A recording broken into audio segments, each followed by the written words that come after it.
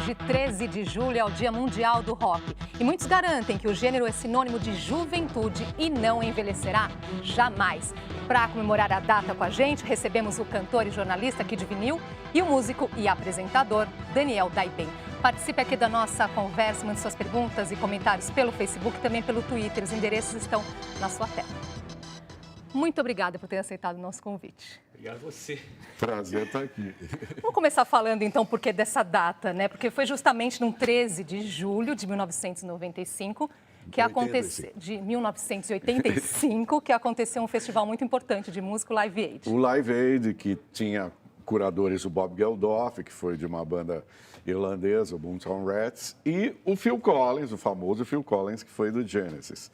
E nesse dia o Phil Collins, emocionado, falou, olha, eu vou instituir o Dia Mundial do Rock hoje, porque esse evento é tão importante, é de uma importância tão grande para o rock, que hoje é o Dia Mundial do Rock e deverá ser celebrada essa data daqui para frente. Quer dizer, colocou ali o Dia Mundial do Rock, pelo que nós temos de informação aqui, é o Dia Mundial do Rock comemorado apenas no Brasil? Eu não sabia disso, o Kid que falou, né? Nessa época, a 89 FM, uma rádio, acabou abraçando a ideia e todo ano nós comemorávamos, eu trabalhei muito tempo lá, esse dia como o Dia Mundial do Rock. Mas aí, em pesquisas e mais pesquisas que nós fizemos, eu descobri que era só o Brasil que levou a sério a afirmação do Phil Collins. Eu não lembro, talvez algum país da América Latina também comemora, mas não tenho certeza. Mas se você der uma busca no Google, você vai ver que ninguém está falando no mundo exatamente sobre isso, né? Mas é importante, porque o Brasil nunca foi o país do rock and roll, e é importante que o rock está dentro do nosso contexto, porque ele sempre existiu, desde Tony Campelo, Celi Campelo, Jovem Guarda, uma série de movimentos musicais que o Brasil sempre teve o rock presente. Independente disso, né, aqui ou em outros países, nós temos o que comemorar. Daniel. Porque você falou, né, o Brasil não é um país do rock, mas dentro do Brasil tem um país roqueiro, né? Exatamente. Tem bandas tipo o Iron Maiden, marca um show aí pra você ver se não lota um estádio. Deep Purple é uma banda que vai tocar em Americana, em lugar até menor. E a expectativa agora pro Guns N' Roses vir para cá, parece que anunciaram as datas hoje. Datas do Guns. Já tá todo mundo desesperado querendo ver. Esse rock clássico funciona muito bem, né? Todo mundo ama, comparece. Você pode ver que todos os shows de rock aqui são lotados. Agora sim, a gente lembra que nos anos 80, rock era tema de abertura de novela. Você sabe muito bem disso, Kid Vinil. Nós separamos até aqui Magazine, que foi trilha aí da novela Gata Comeu, que também foi em 1985. Vamos ver um trechinho? Vamos ver um trechinho. Meu coração brincou, mordeu, mastigou, engoliu, comeu.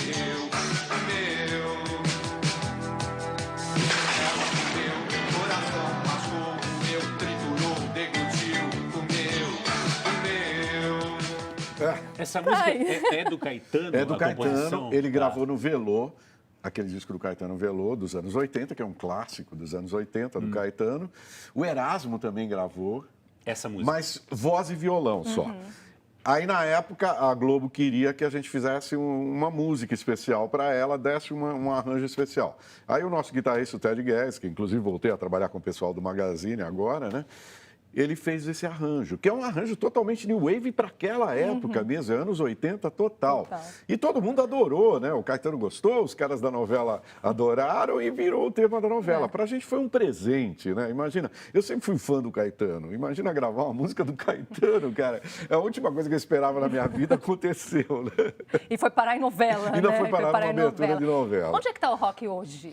Está em um monte de lugar, né? Está no YouTube, por exemplo. Inclusive, você quer ver a molecada tocando, que tem de nego tocando bem. Como o Michael Jackson descobriu antes de a turnê que não aconteceu, a menina que substituiu a coroa lá, que toca o solo de Beat It, ele descobriu no YouTube. Eu estou dizendo tá no YouTube, significa o quê? Tá no mundo, tá em todo lugar. Tá nas redes sociais. Hoje a música também está em todos os lugares, né? Principalmente na rede social e na rede em geral, né? Isso fala-se de música em todo lugar, e principalmente o rock. Sabe, muita gente discute essa coisa, morreu, não sei. Não morreu. Ele existe, é presente e é só procurar que você vai achar.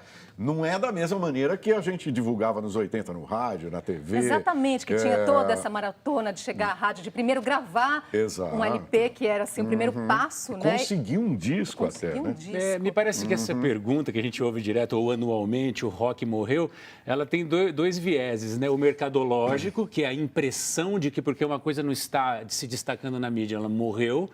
E a outra é o saudosista, que é o coroa, que fala, não, o rock acabou no Machine Head em 72. É uma impressão, porque com certeza quando... Eu me lembro, é um exemplo da minha formação. Quando pintou o Nirvana, eu já tinha sido impactado por Exploited alguns anos atrás. Então, o Nirvana não foi novidade para mim, mas com certeza ele iniciou algum moleque em 90, 92. Agora, quem que está iniciando? Esse cara deve falar, não, o bom era na época do Nirvana. E por aí vai, é uma sensação cerebral. Né? Pois é, e tanto é uma pergunta que vira e mexe, tá aí, o rock morreu, que nós fizemos essa pergunta para as pessoas nas ruas. Foram nas cidades, cadê? Tem aí? Vamos ver. Vamos ver. O rock não morre, o rock não pode matar o que é mais forte que a morte, como o Zakk Wylde diz, né, mano? Na verdade, o metal e o rock, eles estão vivos há muito tempo, só estão escondidos, excluídos da sociedade. Na verdade não morreu, só poucas pessoas escutam menos, porque com o funk, essas coisas hoje em dia, o pessoal tá meio que mudando de gênero, mas o rock sempre vai estar vivo no coração de todos. O rock sempre esteve ali, sempre foi a segunda coisa que o pessoal tá ali curtindo, tá ali ouvindo, né? O rock sempre vai estar aí, porque um rock tipo, é um estilo de música transgressor e revolucionário. Sim, morreu.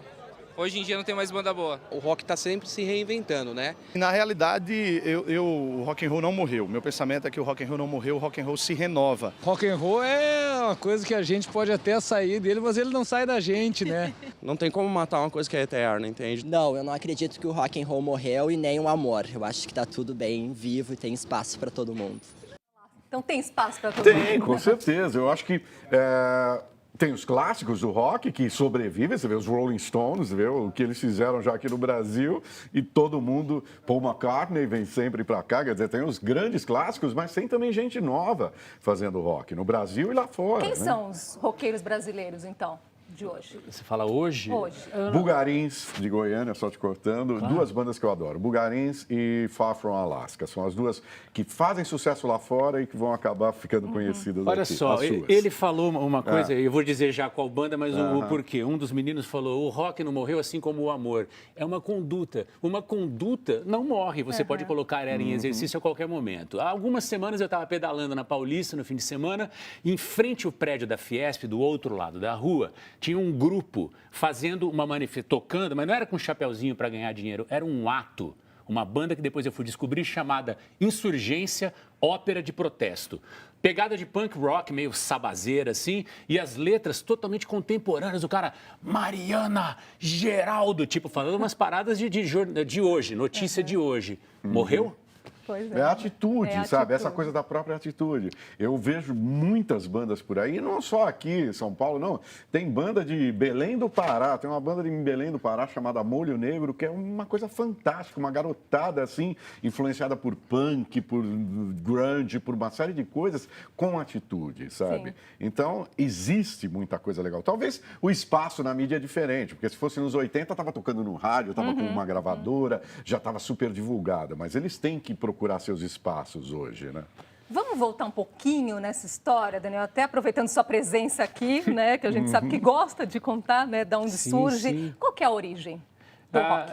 É que fala que se é o negro foi o primeiro que fez, não foi o primeiro. Eu suponho que ele tenha sido no início uma forma mais pesada e mais simples de se tocar o blues, que é o lamento negro americano. Posso pegar um instrumento? Rapidinho. Que as pessoas perguntam, o que é o blues? Antes de mais nada, o blues é uma forma que o negro americano descobriu de contar as suas dores. Para contar essas dores, ele precisava de uma superfície. Que superfície é essa? É a forma blues. A forma blues é uma forma de 12 compassos. Quando o Nat King Cole canta If you ever plan to motor west, I travel my way, take the highway, that's the best. I get your kicks on Route 66. Só que eu tô usando acordes que tem mais vozes, de jazz, não sei o quê. O rock foi mais ou menos o quê? O moleque olhou, ou mesmo Chuck Berry falou, peraí, negão, eu posso tocar essa mesma forma de outro jeito.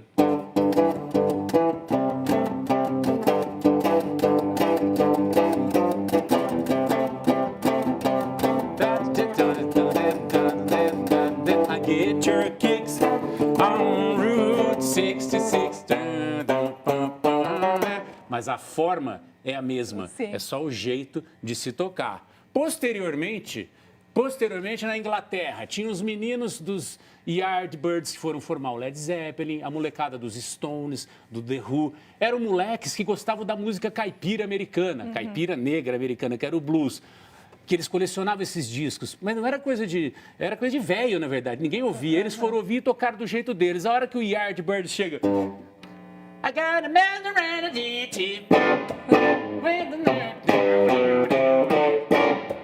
Isso é blues. É o blues E a gente ainda americano. reconhece esse blues hoje, então. Claro. Tem uma música dos anos 80 que eu estava ouvindo esses dias, ele é um blues. Acordo 7 horas, cara. Eu chego sempre atrasado. Eu sou boy. É rock and roll. Eu sou boy. Chuck Berry. E eu vi que vocês foram pro 6º grau. Eu sou boy. Eu sou boy. É um blues de 12 Ai, comparsas. mostrando essa história quando chega. Já não sei se quero, eu acho que não quero, me cansei de namorar. É um blues de 12 Pois é, compassos. tá em tudo, né? Se a gente for parar pra pensar. É verdade. E o rock and roll tem muito dessa coisa negra. Às vezes eu fico pensando também, veio do negro, não tem jeito, né? Os negros que faziam o rhythm and blues, o blues, sabe? E os brancos adotaram o rock and roll. Eu adoro Elvis, sabe? Foi o ídolo branco que propagou o rock and roll com a Sun Records, que tinha todos aqueles cantores brancos. Por outro lado, a Chess, que era uma gravadora só de negros, Chuck Berry, enfim, todos gravavam ali na Chess Records. Então, os americanos tinham essa coisa do branco e do negro. Mas foi a união disso, né? Da música dos negros e da música do country, hillbilly, né? Isso. Que deu sequência nessa coisa que foi o rock and roll. E a gente pode dizer, sem ofensa, que o despreparo, no lado positivo, o defeito, digamos assim, do branco querendo tocar o blues, é que originou o rock. Isso não é um problema. Ele fez da limitação dele uma nova coisa. É engraçado como é pendular. A gente sempre ouve o professor Leandro Carnal, né, no Jornal da Cultura, falando da coisa pendular da política, que uma hora é mais conservadora, outra hora menos. O rock foi assim, porque se ele simplificou o blues, depois ele foi se reelaborando, virou o rock progressivo, que as pessoas começaram a achar chata, e aí veio o punk rock, que era de novo tocar só bicorde, né? Pois é, sempre teve assim ligado vai, ao né? movimento, né? Você citou aí o rock progressivo, então teve o movimento hippie, aqui teve Mangue Beat, por exemplo. Hoje tem algum Tropicália. movimento ligado aí ao rock? Sim, claro. O rock sempre teve, sabe, são muitas facções. Isso que é legal dentro desse universo do rock, sabe? Não é apenas, sabe, ele vem do blues, vem com todas aquelas influências dos anos 50, nos anos 60 tem a música folk, Bob Dylan, sabe, e Joan Baez, e uma série de outros que não eram necessariamente taxados como rock, mas abraçaram o rock e fizeram disso, sabe, um estilo musical. Então a gente pode abrir o leque para uma série de coisas aí relacionadas ao rock. Um detalhe interessante que eu queria contar, o nome rock and roll, antigamente chamavam de rhythm and blues, que era a música dos negros. Aí um locutor americano nos anos 50 começou a tocar essas músicas do Chuck Berry, Little Richard, e ele começou a chamar de rock and roll. E o nome pegou. Então Alan Freed, que era um locutor de rádio, que criou o termo rock and roll. E pegou e acabou, né? O Edmilson Nascimento está falando aqui, o rock will never die, né? O rock nunca vai morrer. O Alecrote, ele pergunta aí sobre o rock nacional. Qual a leitura que vocês fazem sobre o atual cenário do rock nacional? É o que eu comentei até. Tem bandas que eu gosto, eles tomam aquele viu até no meio da rua tocando. Tem muita banda legal acontecendo, sabe? Procura ouvir os Bugarins, que é uma que eu recomendo bastante. sabe? Uma banda de Goiânia que está fazendo sucesso lá fora, é bastante conhecida já por aqui, e que se inspira em Mutantes, por exemplo, em coisas boas que aconteceram no rock brasileiro. Acho que Mutantes é muito importante para o jovem ouvir Mutantes para entender um pouco do que é o rock brasileiro. Os Mutantes sabiam unir um pouco da música brasileira ao rock, que eles ouviam daquela época dos anos 60, música psicodélica, etc. Além da coisa louvável deles de fazer, do milagre tecnológico, porque para você ter uma guitarra dessa naquela época, não tinha a Rua Teodoro Sampaio. O irmão Cláudio, eles do Arnaldo, inventavam, teve né? que fazer no fundo do quintal. Então, além de fazer uma coisa, eles faziam um disco que era tipo nível Sgt. Peppers no mesmo ano dos Beatles, com um instrumento feito no fundo do quintal. Criatividade, né? Mas vocês citaram aí as novidades, né? Criatividade é uma coisa importante. Citaram o YouTube, no YouTube, onde que vocês descobrem essas bandas da novíssima geração? Tem sites importantes. Tem um site americano chamado Pitchfork, que é um site ótimo para você descobrir coisas novas. Os sites dos jornais ingleses, New Music Express também, da revista Mojo, que é uma outra revista inglesa, da Uncut. Tem vários sites que você pode procurar. O próprio site da Rolling Stone americana tem sempre dicas de discos novos que estão saindo. Então, quem conhece o rock vai nessas fontes. Eu sempre procuro ver o que está acontecendo de novo nessas fontes. E a sua fonte, Daniel? Você acredita que são meus amigos no Facebook? Eu deixo rolar a timeline e fico. Esses dias eu descobri uma banda norte-americana que é o Vintage Trouble. Acho um grupo muito bem resolvido, porque é um power trio, guitarra, baixo e bateria, com um negão à la James Brown cantando na frente, que dá o respaldo do soul, né? Vintage Trouble, adorei. Tocaram no Lollapalooza até nesse festival no ano passado. O vocalista é maravilhoso.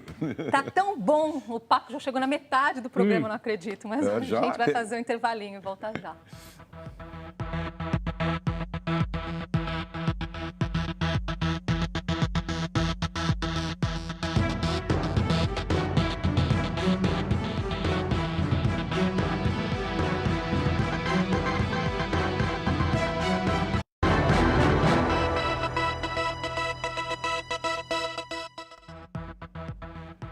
Já estamos de volta com o JC Debate, hoje comemorando o Dia Mundial do Rock. Com a gente, o cantor e jornalista Kid Vinil e o músico e apresentador Daniel Daiben. Continue aqui participando, mandando suas perguntas e comentários pelo Facebook e também pelo Twitter. Quando falamos em rock, o que vem à sua cabeça? As nossas equipes em São Paulo, Ceará, Rio Grande do Sul, Paraná e Paraíba foram às ruas saber. Significa tudo na minha vida. Minha válvula de escape. Uma maneira de eu fugir de uma sociedade preconceituosa. Eu sempre fico muito animada ouvindo rock. Rock pra mim é tudo. Mudou tudo. A minha visão de mundo, tudo. Bom, significa muita coisa, né? Tipo, eu expandi meus horizontes musicalmente falando pelo rock. O rock pra mim ele significa personalidade. É uma sensação assim de, vamos falar, talvez de liberdade. Rock and roll acho que é necessário, cara. Tipo, é aquela coisa que fica cutucando a mesmice do ser humano, sabe? Eu nasci exatamente no Dia Mundial do Rock, no dia 13 de julho. Então, desde quando criança, além do gosto musical voltado para o rock and roll, o fato de ter nascido no dia do rock, isso me atraiu cada vez mais. O rock para mim é tudo. Desde pequeno eu sempre curti, sempre tive a inspiração dos meus pais, meus tios. Sempre foi uma coisa muito influente na minha vida. É meio revolucionário, né? O rock nasceu para ser o diferente. Quando o assunto é especificamente rock and roll, o que te vem à cabeça? Rebeldia. Rock and roll é pegado, né? Rock and roll é forte. Acho que a gente tem sempre uma pegada rock and roll, né? Pra até viver nesse estilo urbano da cidade, tem que ter isso. Você viu? As pessoas citam muito, é pegada, é liberdade, é rebeldia. Atitude. Em uma palavra, atitude? Atitude. Daniel. É a testosterona do adolescente, né? E tem gente que leva isso para a vida inteira. Vai ver o Iggy Pop no palco hoje em dia. É 16 anos ali, né? É como você falou assim, adolescente, né? Eu queria até que vocês falassem, tem muitas mães nos assistindo nesse horário que eu sei. O que dizer para os pais que quando o filho, a criança já começa, né? Ou na adolescência a ouvir rock, o que ele está ouvindo é barulho. Ele tá ouvindo barulho, Kid? Não. Você sabe que eu ouvia rock na minha sala, enfim, minha mãe do lado. Ela nunca me censurou por isso, nem meu pai, de ser barulho, deixar de ser. Mas é que eu vivia numa família que gostava de música, né? Então, às vezes incomoda. Às vezes em casa eu estou ouvindo Led Zeppelin, meu vizinho liga para a portaria, olha, tá muito alto. Eu quero morrer, né? Falou, isso durante o dia, não estou ouvindo 10 da noite, não. Mas o cara fica incomodado. Então, em casa eu já não ouço mais Led Zeppelin alto, porque Led Zeppelin você tem que ouvir alto né? Mas não dá.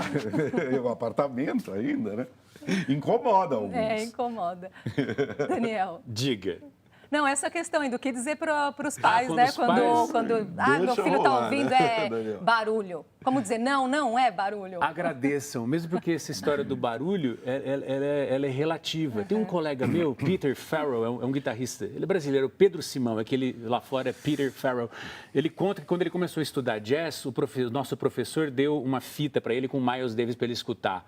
Como ele não tinha repertório e vocabulário para entender aquilo, ele conta, ele ouvia Megadeth, Aerosmith, e ele conta a primeira vez que ele botou a fita, a Miles Davis, ele ouvia um barulho, por quê? O cérebro dele só não tinha repertório para entender aquilo. Então apenas agradeça que seu filho está ouvindo.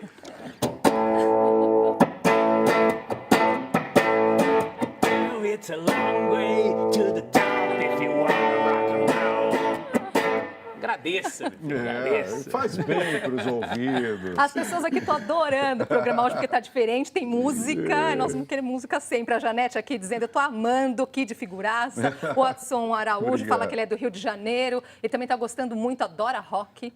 E está gostando muito do programa. Não tem ninguém falando mal, não, eu duvido. Do quê?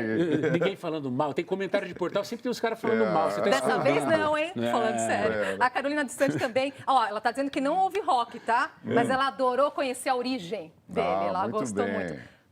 Não conhecia e gostei de conhecer. Agora, sim, rock também é guitarra, né? E os grandes guitarristas hoje, quem são? Ou, primeiro, os de todos os tempos. Para mim, Jimi Hendrix, Eric Clapton, tem muitos, sabe? Mas Jimi Hendrix, para mim, é um dos mais importantes. Não sei você deve ter um monte deles aí. Não somos nós que dizemos, né? Eles são porque são, cada um teve a sua função, cada um. Agora, eu presto muita atenção e aprendo diariamente, desde os 12. Eu não aprendi porra nenhuma, então estou aprendendo ainda.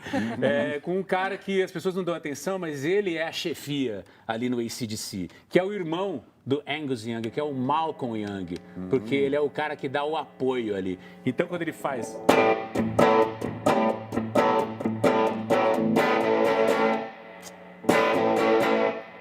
Ou, If You Want Blood, You Got It. É muito balanço, ó.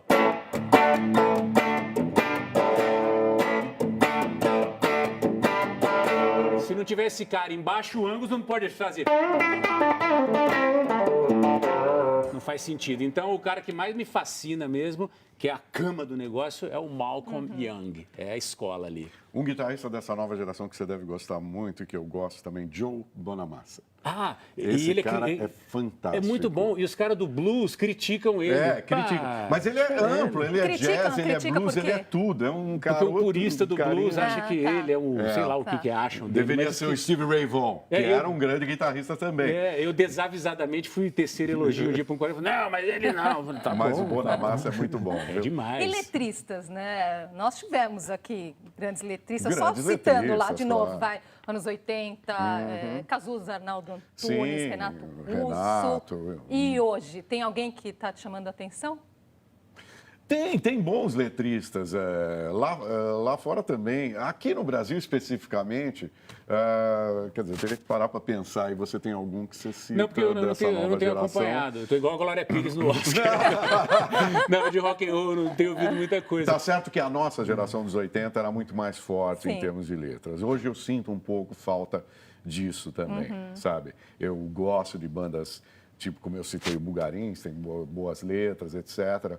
Mas faltam, né, pessoas como Cazuza, como Renato, sabe? Essas pessoas fazem falta hoje, porque a poesia parece que perdeu um pouco espaço. Pode até existir, mas eles têm que aparecer um pouco, né, na mídia. Eu tenho uma impressão para ficarem conhecidos. sobre Existem, isso. claro. Até minha mulher fala, a gente vê televisão, ela fala, todo mundo quer ter banda, né? Eu falei, tem alguma coisa atrás dessa reflexão. Porque, óbvio, a gente gamou no Cazuza, nos compositores. Cazuza, bicho, ele não escrevia uma linha sem ser do caramba, né? É demais. Brasil mostra a tua cara, o meu cartão de crédito é uma navalha, né? Porque o cara era o quê? Ele era um poeta. Eu acho que compor não é uma coisa que você quer. Nem é que nasce, é uma dor que você sente e você vai para o papel. O Paulo César Pinheiro, compositor de samba, fala isso, essa dor que você sente, aí você aprende a traduzi-la. A impressão que eu tenho é que como a gente fica fascinado com os ídolos, a gente quer ser. Ele fala, eu vou escrever letra. Não vai escrever. Escreve letra quem já vive isso.